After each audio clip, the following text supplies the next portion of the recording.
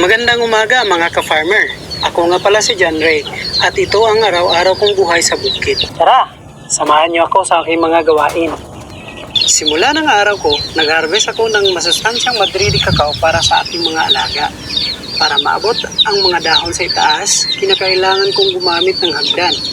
Pero sulit naman ang pagod dahil sa reaksyon ng mga kambing ko habang masayang kinakain ang sariwang dahon. Pagkatapos kong siguraduhin busog ang mga kambing, nagpahinga muna ako at nag-enjoy ng isang tasa ng kape. Pagkatapos ay sumalo na ako sa masayang almusal kasama ang aking pamilya.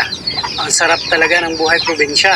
Ang simpleng mga bagay tulad ng pag-aalaga ng mga hayop at pagsasama-sama ng pamilya ay nagbibigay ng tunay na kasiyahan. Hindi kumpleto ang almusal namin kung walang chili garlic sauce. Ang sarap ng bawat kagat. Talagang nagdadagdag ng lasa sa bawat ulam. Ito ang buhay sa bukid, puno ng pagsisikap at kasiyahan. Maraming salamat sa pagsama sa aking araw. Huwag kalimutang maglipa akong mga farming tips and tricks na ibubunyag sa inyo.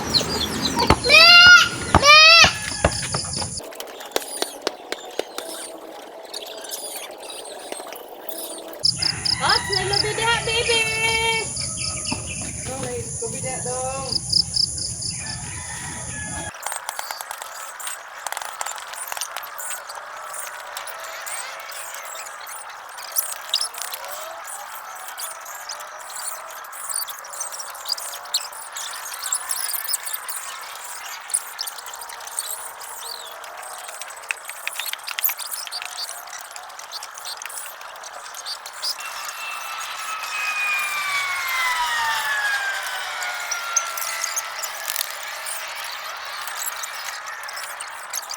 Ako mga boss guys.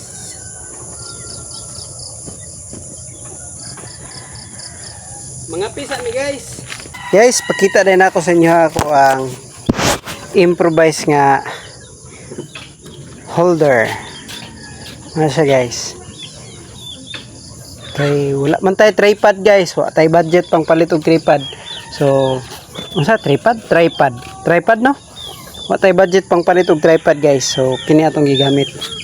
Yan guys.